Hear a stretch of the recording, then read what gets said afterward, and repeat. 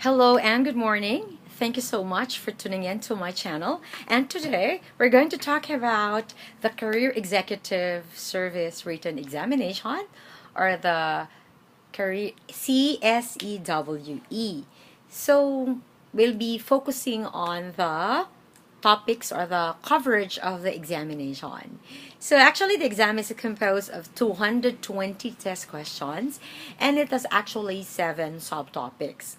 So the first one in the CSE or the CESW exam, we have the error identification or the error recognition. So in this type of exam, you'll be given a sentence, and then you have to identify the errors in the sentence. So usually the errors will be coming from the different parts of speech, like the nouns, the adjectives, the verbs, especially the tenses of the verbs. We have the article, the pronouns, the interjections. And most likely, I would suggest that you grab a copy of MSA book. So let me get it. So this is it. And you have here a part wherein, if you take a look at the table of contents, you have here the error identification. And in here, you learn the error, how to identify error, especially the rule. You cannot have the error in double negatives, the redundancy, the agreement in number, gender, mood, person, and tense, of course the parallelism, and also you have the misplaced or dangling modifiers. So if you want to get to know how to answer the error identification, it's most likely they'll be asking a lot of questions in regards to the English language. So I would suggest, again, you have to grab a copy of MSA Comprehensive English Handbook, and you'll be able to ace the exam in the error identification. Second most, we have the reading comprehension. In the reading comprehension, they'll be giving you paragraph, or sometimes set of paragraphs, and then you have to, but most likely it's only one paragraph, and you have to read the question very thoroughly, because sometimes they will give you some questions that you would think would be coming from the explicit message, but actually the question is highly explicit. What do I mean? When you're reading something, there are literal meanings, meaning to say it's based on the word, but there are also implicit meaning, like if it's hidden in an idiom. Like, for example, blue can have a literal meaning of blue as a color, but it could have an implicit meaning of I feel blue, I am sad. So, and also sometimes the message and the article is implicitly expressed by the writer, meaning that the thesis statement or the topic sentence is not clearly stated. So I would suggest you get to know the styles of the writer by reading comprehension books. In the leading bookstores, they have a lot of reading comprehension books. And then you have to get to know the meaning of explicit messages, implicit messages. And also you have to familiarize yourself with the thesis statement, topic sentence, so that if you'll be asked reading comprehension questions, you'll be able to answer them very well. I would also suggest that you have to kind of try to read some articles from the academic journals, also from different professions, like medical journals. Try to read some of them, and academic journals like the communication journals. We have local and international, and we have also the highly educated sources, like the also from the newspapers and magazine, among other highly educated sources. So the articles in the reading comprehension is unpredictable. They'll be getting that from various sources, but as long as you know the techniques and how to understand the reading article, then you'll be able to ace the questions. Likewise, you'll have the data interpretation. So in the data interpretation, we'll be giving graphs, and you have to transform the data into meaningful information. So try to grab a book wherein there are a lot of graphs, and then you're taught how to interpret the data.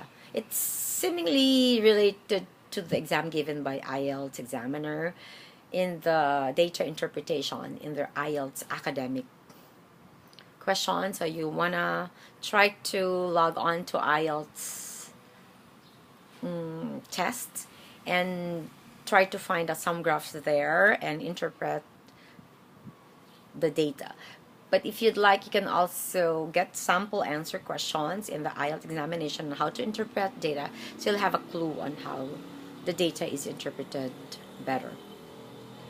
And so you can try to go to Google, get some data, get some graph, and try to convert that into a meaningful information. It's like if you are presenting information to a group of people, the data is nothing unless there is an interpretation. Interpretation that is easy to understand, that is organized and comprehensible. Next, we have the logical reasoning. In the logical reasoning questions, you'll be giving sentences. And of course, there are techniques in reading, in logical reasoning, like the inductive reasoning, the deductive reasoning. And yeah, I have to be able to analyze the sentences without committing fallacies. The fallacies you've learned when you were in college, in your classes in logic. So you have to make it sure that you don't deviate from there, and you'll be able to let them know if it's a valid sentence or invalid sentence, or sometimes they'll be asking if it's a false or a true statement from that general statement. You have also management concepts, and in management concepts, the question ranges from the classical theories in management and to the contemporary. Sometimes they are also injecting questions from the current issues, like the issues now on telecommuting. Means to say that you're working from home, and you have questions on the current business concepts. So you have to kind of update yourself with the current trends in business management.